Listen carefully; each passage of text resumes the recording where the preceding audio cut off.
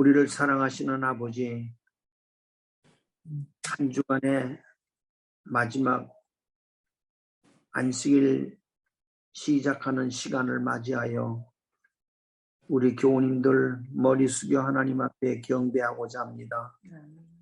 우리 마음을 살펴주시고 마음으로 주님께 예배하고 영광 돌릴 수 있도록 도와주시옵소서.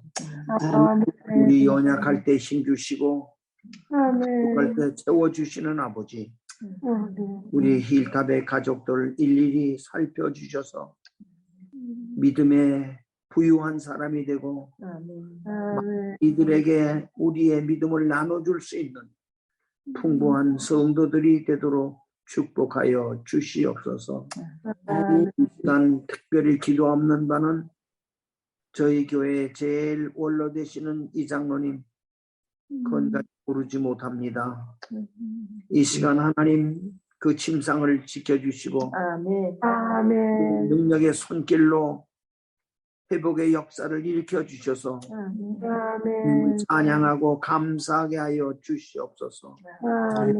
주께서 우리에게 모든 것을 후히 주시고 흔들어 넘치도록 주시는 은혜가 오늘 예배에 참석하는 모든 가족들에게 함께 해주시고 이 말씀을 선포할 주의 종에게 능력 주셔서 그 속에 예수 그리스도가 계시고 그 예수님이 우리 마음 가운데 충만케 해 주시옵소서.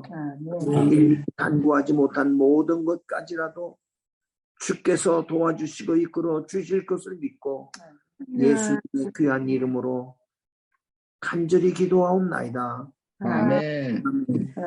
아멘. 감사합니다. 우리 구원의 목사님 나오셔서 하나님 말씀 전해주시겠습니다. 안녕하세요. 네. 오늘 저녁에 우리 마태복음 24장을 좀 같이 공부하려고 합니다. 마태복음 24장입니다. 1절부터 오늘 14절까지 공부를 좀 하려고 생각을 합니다. 성경에는 두 가지 예언서가 있습니다. 하나는 구약의 다니엘서고요. 12장까지 되어 있죠. 그 다음에 신약에는 요한계시록 22장까지 되어 있습니다. 22절? 구약은 다니엘서 12장까지로 되어 있고요. 신약은 요한계시록 22장까지 되어 있습니다. 그런데 신약과 구약 사이에 신약이죠. 마태복음의 24장이 예수님께서 다니엘서를 요약하시고 그러면서 요한계시록에 나올 것을 살며시 말씀을 하셨습니다. 그래서 마태복음 24장은 과거의 구약으로 넘어가면 다니엘서, 그리고 세상 마지막에 일어날 것에 대한 요한계시록을 빛을 주면서 두 책을 떠받치고 있습니다. 그래서 마태복음 24장은 다니엘서를 해석하는 키고, 그 다음에 요한계시록을 어떻게 풀어야 할지를 설명해 주는 책이 마태복음 24장입니다. 우리가 이번 이제 4, 5, 6월 달은 요한계시록을 공부하는데요. 특별히 요한계시록 그 14장에 나오는 세 천사의 기별 가지고 4, 5, 6 세 달 동안 공부합니다. 그죠? 세 천사의 기별을 가지고 4월달, 5월달, 6월달 공부합니다. 그 다음에 우리 교회에서는 지금 현재 새벽에 우리 김영진 목사님께서 요한계시록 1장 1절부터 자세히 지금 설명을 하고 계십니다. 그래서 옛날의 각도와 다르게 신선하게 아주 열심히 가르치고 계십니다. 그래서 혹시 아침 예배에 참석을 못하신 분들은 우리 교회 단체 카톡방에 매일매일 아침에 새벽 기도회가 떠오릅니다. 그래서 그것을 들으면서 은혜 받게 되기를 바랍니다. 아멘. 오늘 이 저녁에 마태복음 24장을 찾았는데요. 24장 한번 1절부터 좀 보려고 합니다.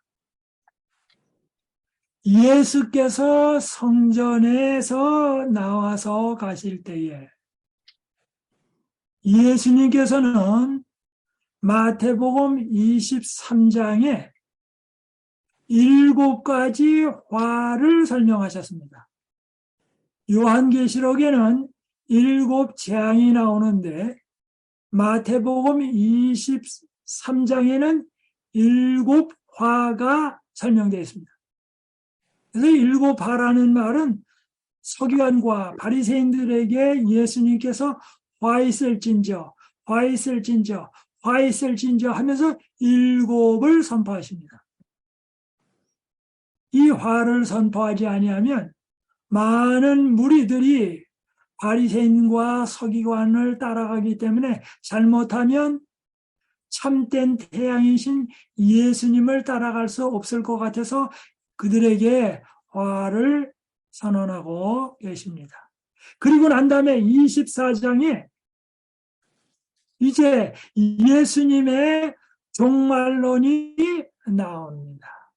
그래서 마태복음 24장은 다니엘서와 요한계시록을 잘 설명해주고 있습니다.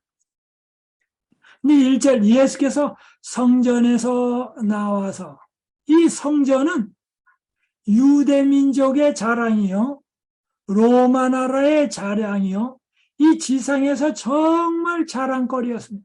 왜요? 그 성전에는 누가 계십니까? 임금님이 계시는 것이 아니라 우주의 왕이 계십니다. 이 세상에 어떤 나라도 우주의 왕을 모신 민족이 없고 우주의 왕이 임재하는 장소가 없습니다. 그래서 유대민족은 십계명도 받았고 또 뭐합니까? 성전도 가지고 있었습니다.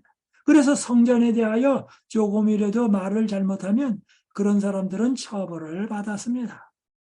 예수께서 성전에 나와서 가실 때에 제자들이 성전 건물들을 가리켜 보이려고 나오니 성전 건물들을 성소도 있고 지성소도 있고 거기에 딸린 여러 건물들 있죠. 부속 건물들을 아주 자랑하고 싶었습니다. 그런데 이것이 감람산에 왔을 때에 이제 이야기하는 장면입니다. 2절입니다. 대답하여 가라사대 너희가 이 모든 것을 보지 못하느냐. 보지요. 그런데 내가 진실로 너희에게 이르노니 돌 하나도 돌 위에 남지 않고 다 무너뜨리리라. 예, 무너뜨리리라. 예, 한국말이 참 어떤 때는 어렵습니다. 그러니까 돌 하나도 돌 위에 없다는 말은 완전히 아주 컴플리트하게 무너뜨리리라. 이 예루살렘 성전을 얼마나 잘 지었던지 건축상으로 안전하다고 생각을 했습니다. 예루살렘 동쪽은 계곡입니다. 그래서 들어올 수가 없어요. 남쪽도 계곡입니다. 쳐들어올 수가 없어요.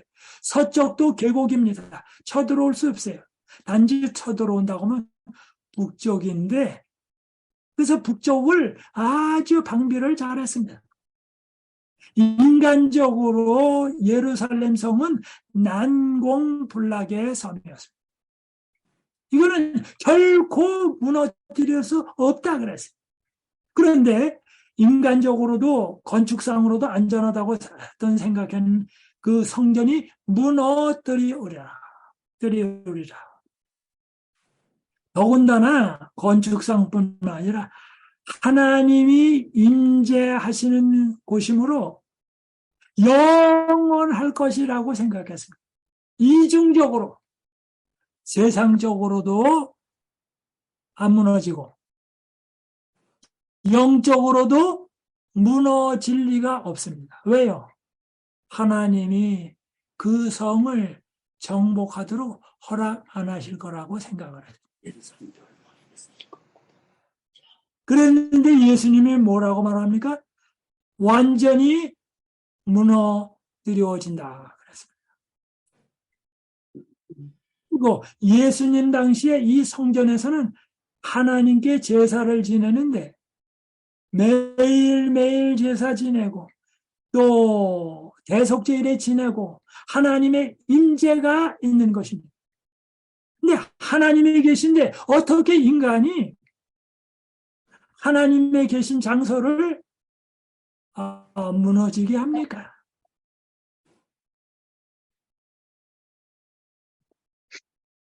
그런데 예수님은 말씀하십니다.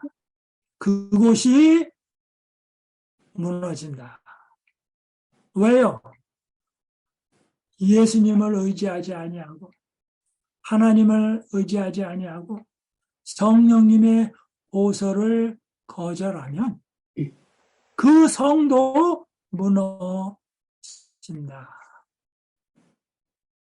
우리가 이 세상 살아가면서 의지하는 것들이 많이 있습니다. 그러나 우리가 의지하는 모든 것은 다 일시적입니다. 그리고 모든 것은 무너집니다. 건강이 좋은 것도 사라집니다. 우도 사라집니다. 지식도 지혜도 자랑도 능력도 탤런트도 모든 것이 다 없어집니다. 유일한 것은 무엇일까요? 하나님 안에 있는 거예요. 주님 안에 있는 것. 이것만이 영원히 남습니다. 오늘의 삶이 영원한 것을 위해 살아가느냐 아니면 매일매일 바쁘다 하면서 일시적인 것으로 인해서 기뻐하고 만족하면서 살아가고 있습니까?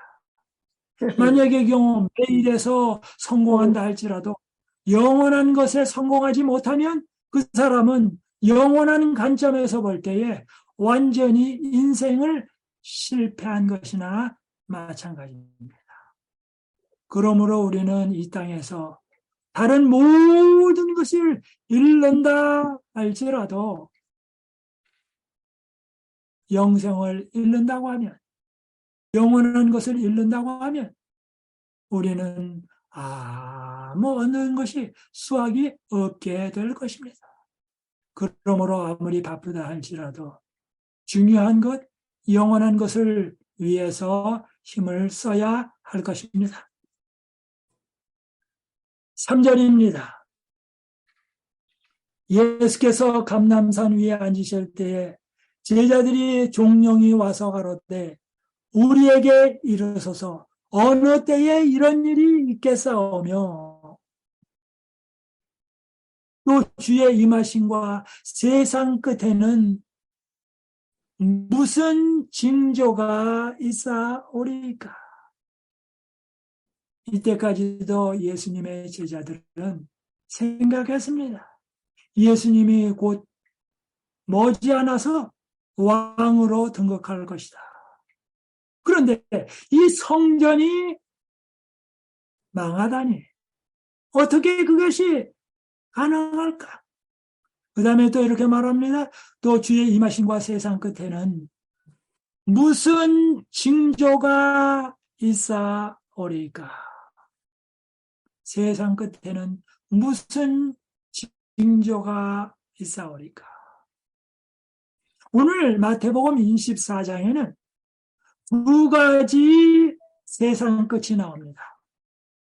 하나는 현지 창조부터 쭉 나오다가 예수님께서 이 땅에 오심으로 말미암아 시작된 말세. 그래서 예수님이 오심으로부터 시작된 말세가 시작되었다가 예수님께서 재림하실 때 끝나는 말세. 인류 역사 전체에 있어서 예수님이 오심으로 말미암아 마지막 기간이 시작되었습니다. 그런데 이 마지막 기간은 예수님의 재림으로 끝납니다. 그래서 이 성경의 말세라는 말에는 두 가지 말세가 있는데 하나는 긴 기간의 말세가 있고 또 하나는 마지막 끝부분의 말세가 있습니다. 그런데 우리 제7일 안식일 예수 재림교인들은 마지막 끝부분의 말세를 잘 압니다.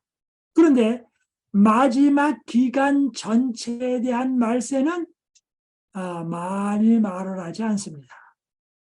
조금 오늘 어려운 말을 쓰겠습니다. 마지막 기간이라는 말세는 헬라어로 순텔레이아라고 말합니다. 순텔레이아, 순텔레이아. 어떤 사람은 쉰텔레이아 이렇게도 말합니다. 그 다음에 예수님이 재림하는 딱 그 부분, 그것을 가르쳐서는 텔로스라고 말합니다. 텔로스. 그래서 이 텔로스라고 하는 마지막 지점입니다. 근데 순텔레이아스라고 하는 말은, 순텔레이아라는 말은 마지막 부분, 마지막 기간, 그걸 전체를 가리켜서 순텔레이아스라고 말을 하고 있습니다. 우리 먼저 그러면 잠깐 히브리서 1장 1절과 2절에 있는 말씀을 좀 보겠습니다. 히브리서 1장 1절 2절입니다. 히브리서 1장 1절. 옛적의 선지자들로 여러 부분과 여러 모양으로 우리 조상들에게 말씀하신 하나님이 이 모든 날 마지막에 아들로 우리에게 말씀하셨으니 이 아들을 만유의 부사로 세우시고 저로 말미암아 모든 세계를 지으셨느니라. 여기 히브리서 1장 1절에는 말합니다. 옛적의 선지자들로 여러 부분과 여러 모양으로 우리 조상들에게 말씀하셨다. 그것이 뭡니까? 구약입니다. 그런데 이 모든 날 마지막에 이제 아담과 하와가 타락을 했습니다. 그 다음에 가인이 아벨을 죽였습니다. 그 다음에는 노아 홍수가 있었습니다. 바벨탑이 무너졌습니다. 소돔 고모라가 불로 멸망했습니다. 그 다음에는 이스라엘 백성이 바벨론에 포로 잡혀갔습니다. 그리고 다시 귀환을 했습니다. 드디어 기다리던 메시아가 이 땅에 오셨습니다. 그 메시아는 바로 종말을 끝내기 위해서 오신 분입니다. 역사의 종말, 우주의 종말을 끝내려고. 근데 우주의 종말, 역사의 종말은 단순한 전쟁 가지고는 안 됩니다. 이 마지막 전쟁에서 승리하려면 마귀를 승리해야 합니다. 이겨야 합니다. 그래서 창세기 3장 15절에는 이렇게 설명을 합니다. 우리 창세기 3장 15절 한번 좀 보겠습니다. 예. 창세기 3장 15절.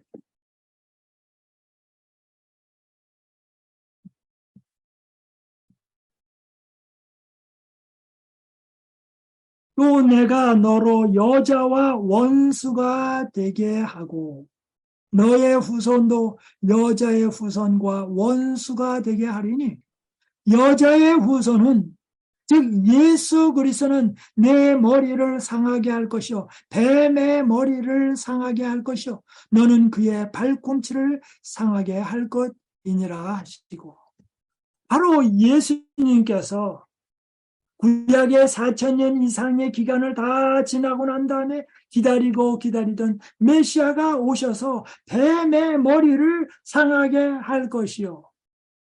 그래서 히브리서는 말합니다. 바로 예수님이 이 땅에 오심으로 말미암아 마지막 기간이 시작되었다. 그래서 마지막 기간은 예수님의 초림으로 시작이 되었습니다. 그런데 예수님의 초림으로 시작된 마지막은 예수님의 재림 때에 끝납니다. 그러므로 예수님의 초림 때부터 예수님의 재림 때까지의 기간을 가르쳐서 말세라고 말합니다. 말세의 총체적인 기간입니다. 그런데 그 기간의 끝부분의 말세는 오늘날 우리가 흔히 말하는 말세 중에 말세 끝부분입니다.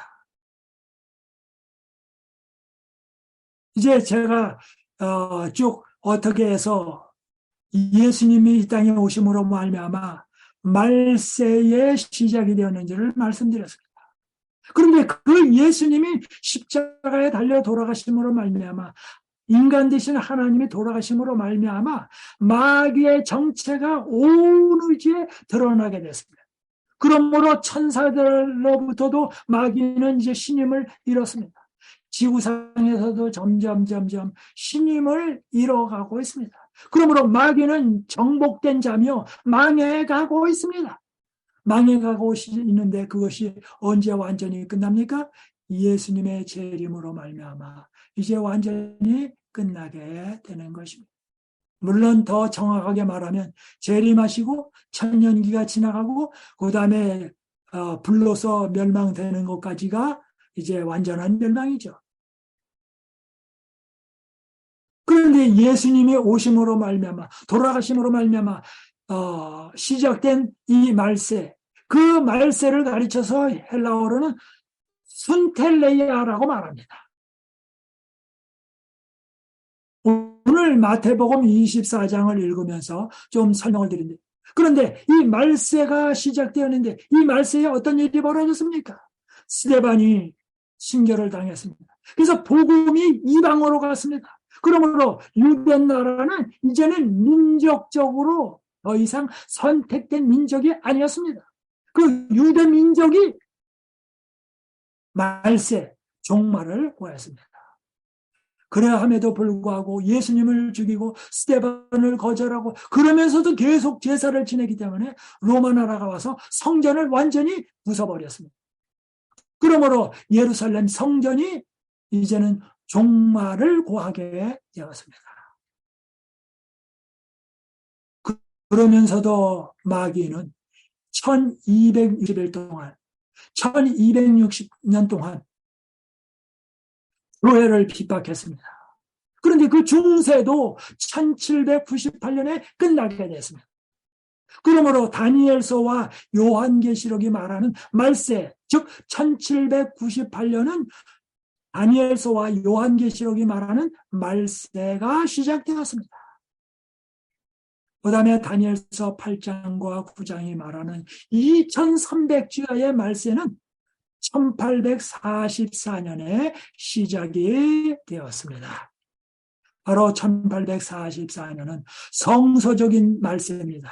1798년은 1260일이 끝난 말세입니다. 그 다음에 어떻게 됩니까? 짐승의 표가 나오고 매매하게 못하게 하고 늦은 미성령 내리고 은혜의 시기가 끝남으로써 구원받을 수 있는 말세 부분이 끝나게 됩니다. 그리고서는 이 땅에 실장이 내립니다. 그리고 예수님이 재림하십니다. 그리고 구원받은 자는 하늘나라 가게 되고 하늘나라에서 1000년 동안 있고 다시 새 예루살렘과 함께 이 지구로 옵니다. 그 다음에 악한 자의 영원한 불로 소멸됩니다. 그때에 두 번째 죽음, 영원한 죽음으로 모든 것이 끝나게 됩니다. 그리고 하늘에 있던 그 예루살렘 도성이 인간 세계에 내려와서 이 지구가 영원한 우주의 센터가 될 것입니다. 이것이 말세 중에 말세요. 예수님의 재림의 때에 모든 것이 끝나게 됩니다. 다시 한번 반복합니다. 마지막 기간은 성서적으로 말할 때, 크게 말할 때는 예수님의 이 땅에 오심으로 말미암아 말세 기간이 쭉 시작이 됐습니다. 그래서 이 기간을 가리켜서 말하기를 은혜의 왕국이다 그렇게 말합니다. 그 다음에 예수님이 재림하심으로 말미암아 영광의 왕국이 건설된다라고 말하는 것입니다. 오늘 저는 그래서 다른 각도에서 이 말세 또 혹은 그 마지막에 대해서 잠깐 좀 설명을 드렸습니다. 이제 다시 그러면 3절부터 하던 거를 다시 보겠습니다.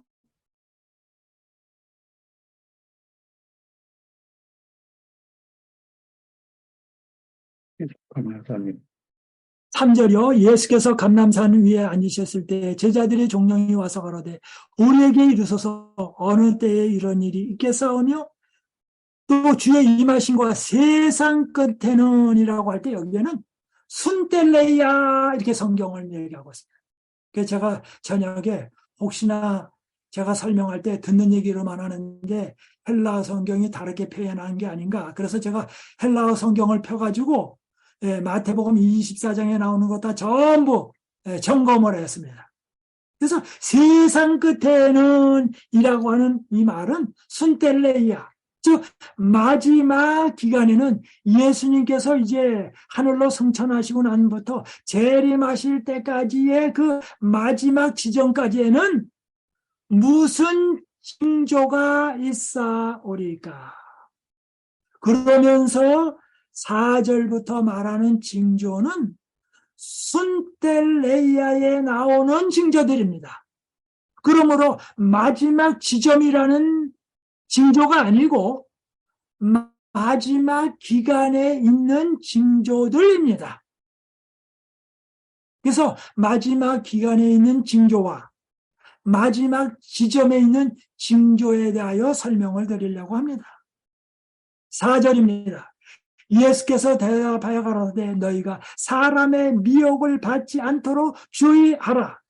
그런데 예루살렘이 멸망하기 전에 수없이 많은 사람들이 와서 내가 메시아다, 내가 메시아다, 내가 메시아다라고 해서 계속해서 유혹을 했습니다. 그런데 이것이 뭐냐면 세상 끝에 있는 징조라고 말했습니다. 그런데 이 징조는 예수님이 재림하신다는 징조가 아니고 마지막 기간에 있는 징조들 가운데 하나입니다. 그러므로 이 징조는 여러 번 나옵니다. 역사적으로 얼마나 많이 메시아가 나오는지 모릅니다. 미국에도 메시아가 나오고 한국에는 메시아가 무진장 많습니다. 그리고 예루살렘 멸망전에도 많았습니다. 그래서 예수님께서 말씀하십니다. 이 마지막 기간에는 이 순텔라이아에서는 사람의 미혹을 받게 된다. 한 번이 아닙니다. 계속적으로. 5절입니다. 많은 사람이 내 이름으로 와서 이르되 나는 그리스도라 하여 많은 사람을 미혹해 하리라. 6절입니다. 난리와 난리의 소문을 듣겠으나 난리와 난리의 소문을 듣겠으나 예루살렘 멸망 전에도 난리가 많았습니다. 중세에도 난리가 많았습니다. 1900년대에 들어와서 세계 1차 대전이 일어났습니다. 그 다음에 얼마 지나서 않아서 세계 제2차 대전이 일어났습니다. 그때에 많은 사람들이 여기 마태복음 24장을 가르쳐서 6절을 가르쳐서 난리와 난리의 소문을 듣겠으나 하시니까 1914년에 혹은 1919년 이런 일들이 날 때에 예수님이 재림하신다 그렇게 얘기를 했습니다. 재림하신다라는 얘기가 아닙니다. 이거는 뭐예요? 재림하시기 전에 많은 이런 일이 있겠다 그 말입니다. 그래서 어떤 사람들은 지금 우크라이나 사태가 나타나니까 또 뭡니까? 마지막 부분이다. 아닙니다. 이런 일은 계속 일어납니다. 이 말은 뭐예요? 예수님께서 예언하신 것들이 맞다라고 지금 하는 사인입니다. 그런데 단 하나의 징조가 나옵니다. 그것은 바로 예수님의 재림의 징조. 그것은 바로 뭡니까? 텔로스의 마지막. 네, 나머지 거는 뭡니까? 순텔레이아의 징조입니다. 즉 예수님의 재림이 가깝다. 언제부터? 예수님께서 하늘로 승천하시고 난 이후부터. 그래서 어떤 사람이 그렇게 말합니다. 우리 할아버지 때부터 예수님의 재림이 가깝다, 징조다 하는데 언제 끝납니까? 그래서 마태복음 24장에 재림한다 그런데 그런 징조가 지나간 지가 벌써 몇십 년이 지나갔다고. 그런데도 예수님 안 왔다고. 그 사람은 지금 이 성경절이 무엇을 말하고 있는지를 모릅니다. 그 이야기를 들을 때에 텔로스 마지막 지점의 징조라고 생각을 한 것입니다. 아닙니다. 순텔레이아에 나오는 징조들입니다. 그래서 마태복음 24장에는 순텔레이아의 징조들이 많이 나옵니다. 그러나 마지막 딱 나오는 거 하나가 있습니다. 거기에 초점을 맞추려고 제가 지금 계속 설명을 드립니다. 너희는 삼가 두려워 말라. 이런 일이 있어야 하되 무엇은 아니니라? 끝은 아직 아니니라. 앞머리 난리 나고 지진 나고 흉년 들고 해도 뭐가 아니라고요? 끝은 아니라고요. 성경은 분명히 얘기합니다. 끝이 아니라고요. 마지막 지점이 아니라고요. 그러나 뭐해요? 말세 기간 중에 있다 그 말입니다. 그러므로 예수님이 하신 말씀이 맞다 그 말입니다. 그리고 유일의 해결책은 뭐예요? 예수님의 재림이 유일한 해결책입니다. 그리고 복음만이 진정한 해결책입니다. 복음 외에는 어떤 것도 약도 들을 수가 없습니다. 그래서 말합니다. 이런 일이 있어야 돼. 끝은 아직 아니니라. 그럴 때 엿끝은 헬로스입니다. 민족이 민족을, 남한과 북한이, 때로는 많은 나라들이 나라가 나라를 대적하여 일어나겠고, 그러므로 전쟁은 계속 일어날 것입니다. 처처에 기근과 지진이 있으리니 처처에 기근이 있다고요. 그 다음에는 지진이 있다. 중국의 지진, 일본의 지진, 미국의 지진, 그리고 쓰나미 현상. 때로는 뭐해요? 코비드-19, 별별 게 다 지나간다고. 근데 코비드가 왔다 그래서 뭐예요? 예수님 재림한다. 사인이야. 아닙니다. 이것은 다 뭐예요? 순텔레이아에 속한 징조들 가운데 마지막이 가깝다라는 징조들 가운데 하나지 재림의 징조는 아닙니다. 재림의 징조는 딱 하나밖에 없습니다. 그 다음입니다. 이 모든 것이 재난의 시작이니라. 그랬어요. 재난의 시작이라고요. 그런데 그게 언제부터였습니까? 예수님이 승천하시고 난 다음부터 계속 일어나고. 그런데 인간 사회에서는 이것을 해결하기 위하여 과학자라든지 사회학자라든지 정치가라든지 수없이 많은 사람이 노력을 들였지만 해결을 못합니다. AI가 나오고 컴퓨터가 나오고 반도체가 나오고 칩이 나오고 인공지능이 나오고 인간이 달나라를 가고 화성에 가도 이것에 대한 해결책은 없습니다. 해결책은 바로 뭐예요? 예수 그리스도 안에 예수님의 재림, 이것 외에는 해결책이 없습니다. 만수무강이라는 것은 없습니다.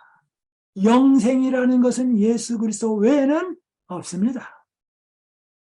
그 다음에 이렇게 말합니다.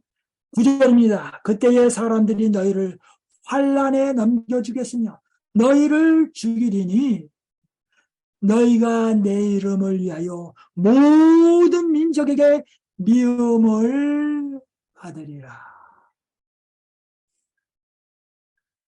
10절입니다. 그때에 많은 사람이 시험에 빠져 서로 잡아주고 서로 미워하겠으며 부모가 자녀를 잡아주고 자녀가 부모를 잡아주고 심지어는 예루살렘 멸망 때 부모들이 자녀를 많이 죽였습니다. 인간의 인륜이 사라져버렸습니다. 그 다음에 11절입니다. 거짓 선지자가 많이 일어나 많은 사람을 미혹하게 하겠으며 오늘날 성경책은 많습니다. 설교도 많고 강의도 많습니다. 그런데 오늘날만큼 성경을 잘못 가르치고 잘못 해석하고 잘못 설교하는 시대는 일찍이 없었습니다. 그런데 이런 것은 날이 갈수록 더 심할 것입니다. 그러므로 스스로가 성경 연구를 하지 아니하면 결코 든든히 설 수가 없습니다. 영생에 관한 것을 다른 사람에게 맡길 수가 없습니다. 13절입니다. 그러나 끝까지 견디는 자는 구원을 얻으리라. 끝까지 견디는 자. 여기 끝은 역시 텔로스입니다. 텔로스. 그러니까 아까 3절에 한번 순텔레이아 나오고 나머지는 다 텔로스로 썼습니다. 그런데 끝까지 견디는 자는 구원을 얻으리라. 견디다가 중간에 스탑하면 안 된다 그 말입니다. 그 다음에 이제 1절부터 13절까지 나오고 14절이 일반적인 마지막 기간에 쌓인 나오다가 14절로는 마지막 기간의 끝인 끝부분의 끝 얘기합니다. 이 천국 복음이 모든 민족에게 증거되기 위하여 온 세상에 전파되리니 그제야 뭐해요? 그제야 끝이 오리라. 텔로스가 이제 마지막 지점이 온다 그랬어요. 앞부분에는 뭐예요? 마지막 부분은 안 왔다. 마지막 부분은 안 왔다. 그러다가 14절에 가서 말합니다. 그제야 끝이 오리라. 마지막 부분의 마지막. 이거는 진짜 징조입니다. 이것은 딱 하나의 징조입니다. 나머지 1절부터 나오는 것들은 여러 개 반복되는 것입니다. 이 천국 복음이 모든 민족에게 증거되기 위하여 온 세상에 오림이 전파되리니 그제야 끝이 오리라. 네. 예수님이 재림한다. 재림의 징조는 진짜 중요한 재림의 징조는 딱 이거 하나밖에 없습니다. 나머지 거는 뭐예요? 이런 것으로는 해결이 안 된다, 안 된다, 안 된다, 안 된다, 안 된다 그러다가 뭐예요? 해결책은 이거다. 그런데 이 성경절을 잘 읽어보면 이 천국 복음이 모든 민족에게 증거되기 위하여 온 세상에 전파되리니 그제야 끝이 온다 그러는데 사람들은 이 성경절을 읽을 때에 읽기는 그렇게 읽으면서도 머릿속으로는 다르게 생각합니다. 어떻게 다르게 생각하는지를 설명을 좀 드립니다. 이 천국 복음이 모든 민족에게 증거되기 위하여 온 세상에 전파되어 모든 사람이 믿게 되리니 그러면 끝이 온다. 온 지구상에 있는 사람들이 복음을 믿게 되면 끝이 온다. 그렇게 생각을 합니다. 아닙니다. 전파되면 끝이 오는 것입니다. 믿든 믿지 않든 그 상관없습니다.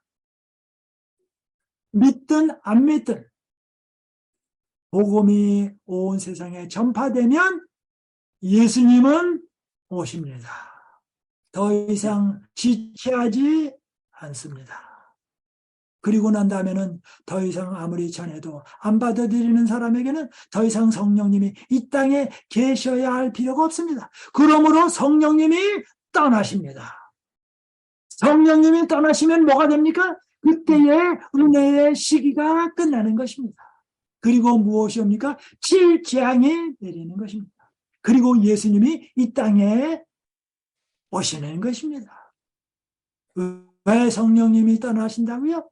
떠나고 싶어서? 아니요. 아무리 간청을 해도 받아들이지 않기 때문에 더 이상 성령님이 계셔야 할 필요가 없기 때문에 떠나시게 되는 것입니다.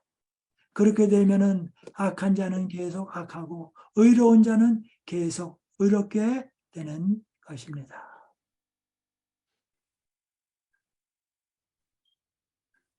오늘 우리는 마태복음 24장을 공부했습니다. 그리고 난 다음에는 25장에 가서는 예수님께서 얼마나 중요한지 25장 전체를 통해서 재림 준비 방법을 가르쳐 주셨습니다. 그래서 25장 첫 부분에는 뭐가 나옵니까, 여러분? 10처녀의 비유가 나옵니다. 5처녀는 준비를 안 하다가 졸았습니다. 그러나 5 슬기로운 처녀는 졸기는 졸았지만 준비해놓고 졸았습니다. 어디? 잘 예? 봤다. 예, 준비해놓고 졸았어요. 그래서 우리는 매일매일 예수님의 재림을 준비해놓은 상태에서 살아요. 그렇게 되면 뭐가 됩니까? 슬기로운 5처녀가 됩니다. 그래서 깨어있어라. 그것이 10처녀의 비유입니다. 그 다음에는 뭡니까? 달란트의 비유가 나옵니다. 많이 받은 달란트인지 적게 받은 달란트인지 열심히 활용하라. 열심히 활용하라. 그랬더니 잘 활용한 사람은 뭡니까? 내 주인의 즐거움에 참여할지어다. 달란트를 잘 활용한 사람은 주인의 즐거움, 예수님의 즐거움에 참여한다. 인간이 가질 수 있는 즐거움 가운데 예수님의 즐거움보다 더 좋은 즐거움이 어디 있습니까? 예수님은 자주 말씀하셨습니다. 내 평안을 너희에게 주노니. 세상이 주는 평화가 아니고 내가 주는 평화. 그것은 세상이 요동치는 거에 따라서 요동치는 평화가 아닙니다. 이것은 절대적인 평화입니다. 나이가 많든 건강이 어떠하든 재산이 있든 없든 상관할 것 없이 세상이 어떻게 되든지 상관할 것 없이 예수님이 주시는 평화, 절대적인 평화, 절대적인 평강이 있다. 그렇게 말씀하셨어요. 그 다음에는 마태복음 24장의 끝부분에 가서는 작은 자에게 잘하는 것이 곧 나에게 한 것이다. 그래서 누구에게나 잘하라. 오늘날 사람들은 무언가 덕이 될 것 같으면 그 사람에게 잘 벗습니다. 좋은 얘기를 합니다. 그리고 편을 섭니다. 더 나아가서 줄을 섭니다.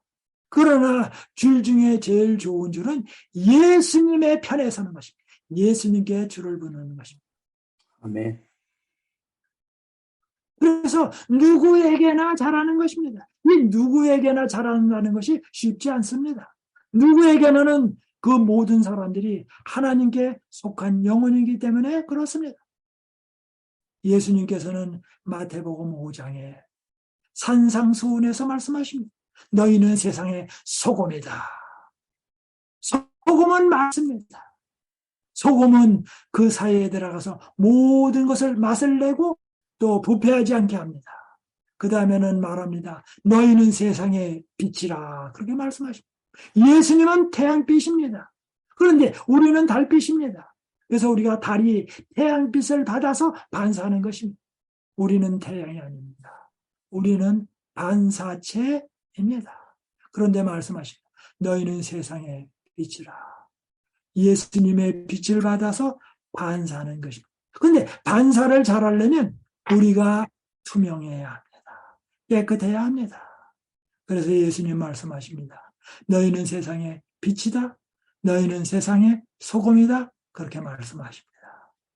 그리고 창세기 13장에는 아브라함은 롯과의 이야기에서 내가 좌하면 나는 우하고 내가 우하면 나는 좌하리라. 그런데 그 젖과 꿀이 흐르는 땅 같은 그 소돔 고모라를 택하지 아니하고 산지를 아브라함은 받게 되었습니다. 산지는 하늘만 봐야 합니다. 하늘에서 비가 오면 농사가 되고 하늘에서 비가 안 오면 농사가 안 되는 것입니다. 그러나 평야는 하늘을 바라보지 않아도 농사를 지을 수가 있습니다. 그런데 아브라함은 하늘만 바라보게 되었습니다. 그래서 하늘에서 비가 내려서 그에게 축복을 베풀어 주었습니다.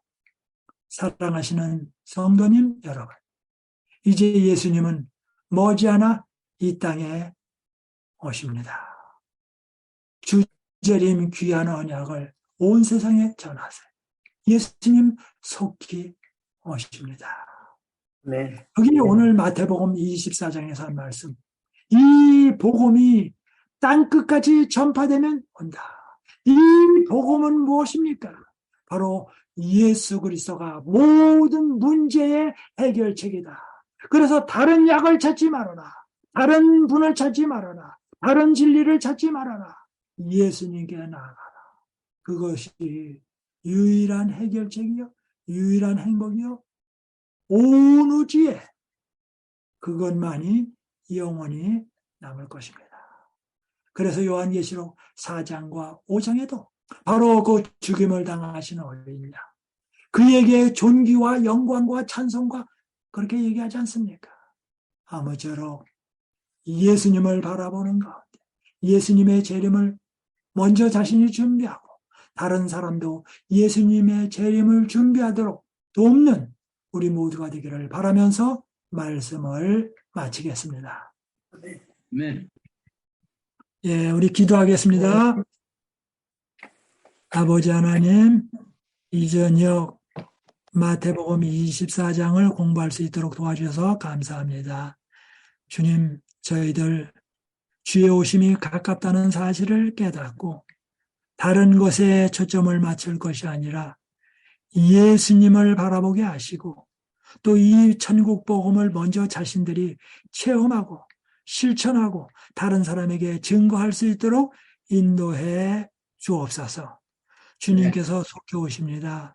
정말 제7일 안식일 예수 재림교인으로서 재림을 소망하고 재림을 바라보고 재림을 전하는 우리 모두가 되게 인도해 주옵소서.